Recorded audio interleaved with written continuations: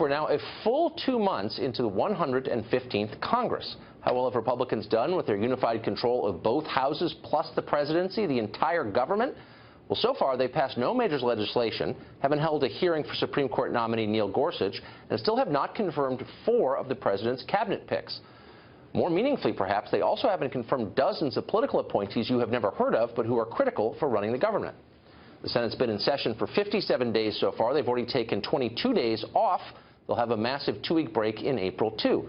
What exactly is going on up there? Senator John Cornyn is the Senate Majority Whip. As Whip, his job is to win Senate votes by keeping Republican senators in line. Senator Cornyn of Texas joins us now. Senator, thanks for coming on. Thanks, Tucker.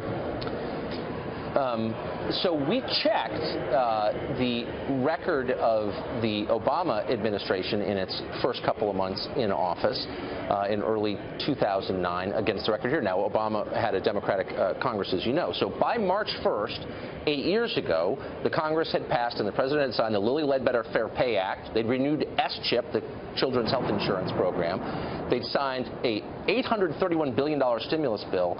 And, of course, the Congress had approved the president's plan for withdrawing from Iraq. They've done an awful lot. This Congress, Republican Congress, doesn't seem to have done much at all. Why hasn't anything been done so far exactly? Well, the main reason is because Democrats have been dragging their feet on nominations and burning up time. For example, Ryan Zinke was approved by a substantial supermajority today. Wilbur Ross by, I think, 72 votes last night. Right. There's no reason to deny the president his cabinet other than just to burn up time and make it impossible for us to turn to other legislation. So it's enormously frustrating, but this is the way the system unfortunately operates when people are determined to drag their heels. So why so much time off then? Why does the Senate take so much time off? 40% of the days since this Congress convened, the Senate has not been working. In April, according to the Senate calendar, you guys are only working for 10 days the entire month. If it's taking more time than expected, then why not work more? Well, we didn't get a president until January the 20th, and that's about 5 weeks ago, roughly. And yes, we were in session for most of that time. We did take a week to return home. I took a number of my colleagues to the border, thinking it was important, with all the attention given to border security and trade and taxes and the like, to take some of my colleagues from North Carolina and Nevada to learn more about the important relationship, economic relationship we have with Mexico because of bilateral trade. And those are the kinds of things you do when we're not in session. So I dare say it's not taking time off. Well, and I don't think you all are lazy. I don't mean to suggest that. I just mean that there's a new government elected in November, and they can't govern because they can't get their people appointed. As you know, I mean, I've spoken to people at the cabinet level who say, my guys aren't going to get confirmed until the middle of the summer, till July. I mean, that's kind of a crisis. So why not forestall the trip to Mexico and just get the government installed? Wouldn't that be a better course? Well, there is a problem in that many of the sub-cabinet nominees have not yet been nominated, and so there is nothing for the Senate to operate on. I'm hopeful that the White House will accelerate the nomination process and get them to us so we can take them up and confirm them. But you're right, it's enormously frustrating to all of us, but it's a combination of both obstruction on the Democratic side and at least so far, the administration not getting these sub-cabinet appointees to us for confirmation. But, I mean, you all could just drop the hammer on the Democrats and do it, couldn't you? Well, we can't make the White House nominate sub-cabinet nominees. We can grind through the cabinet-level nominees, and we literally have been doing it. Under the Senate rules, we can get to about 3 a week when they are obstructing as they are now. And again, this is part of their relitigation, I guess, of their loss on November the 8th. They simply have not gotten beyond the denial and now anger. Sooner or later, I think they're going to have to reconcile themselves to the fact that they lost to the election, and then try to be productive. Well, I mean, I'm no, PhD in Senate order, but you could force this stuff. You could just do it. You have the votes, don't you? Don't Republicans have the votes to do whatever they want, essentially, short of a Supreme Court nomination? Well, on confirmations, you're right, it takes 51 votes now instead of the 60, thanks to Harry Reid. But it did not affect the process by which it takes us aggravatingly long time in order to confirm nominees. So the most we've been able to do, given Democratic obstruction, is 3 a week, and that's one reason for the slow pace. It's just no excuse for it, but that's unfortunately the process. So, I mean, it does seem from an outsider's perspective like maybe there's an ideological component here. I know that a lot of Republicans in Washington don't agree with some of the president's priorities, and if you look at the bills, and we took a check of this, that are languishing in committee, I just wonder if any of these will ever get out. So Kate's law, the famous Kate Steinle law, that would set mandatory minimums for illegal immigrants reentering the country, is sitting in a committee. The bill that would revoke any chance of becoming a citizen for U.S. nationals engaged in terrorism. I mean, you could kind of go down the list. A bill that would prevent refugees from being settled in states if the governor opposes it. Do Republicans in leadership support those efforts, do you think?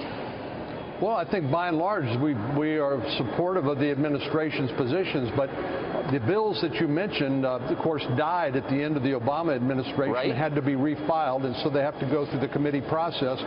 Part of why the Judiciary Committee is delayed now is because we're working and anticipating the confirmation of Judge Gorsuch to the Supreme Court. Other committees are working primarily on the Obamacare repeal and replace, which will take place in the coming few weeks. That's been our focus, along with tax reform, which we plan to do shortly after that. So I share with you your frustration about the slow pace. Unfortunately, a lot of that's built into the process, but we're determined to get some important things done. So, I mean, reassure Republicans who voted for Trump that none of this is being slow-walked. I know a lot of people who work on Capitol Hill who are Republicans who did not vote for Donald Trump. They voted for Hillary Clinton. Some of them are in your office, by the way. Are you sure that your staff, it's true, are you sure that your staff and the staff of other leaders on the Republican side in the Senate and the House are really supportive of this agenda? We are fully supportive of President Trump and his agenda, and we're trying to do our best to help him. He's new to governing, and we all understand that. That's one reason he got elected, because people thought he would bring change to the way Washington operates, and he already has. So we fully support the president's agenda, and we're working with him. Had lunch over at the White House today with the Speaker, the Majority Leader of both houses, trying to figure out how to advance the president's agenda and get it accomplished, and we are on that path as I speak. Well, part of his agenda is building a wall. He campaigned on it. Your state voted for him in part because of that. And then you were quoted the other day saying you're not for a wall and the people of Texas are not for a wall. What gives you that impression, considering I think you won your state 9 points, something like that, pretty definitive win, running on the wall? Why would you think your voters would not be for that?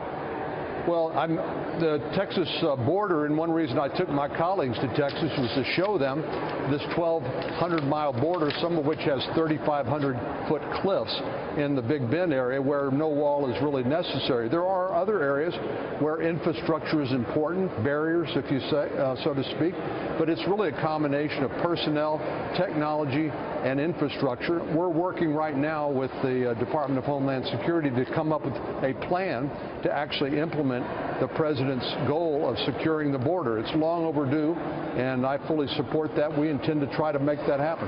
But he said, I mean, not to be a stickler on semantics, but he said, I want a wall. I want a big, beautiful wall. I mean, that was from the first day of his campaign until last. I want a wall.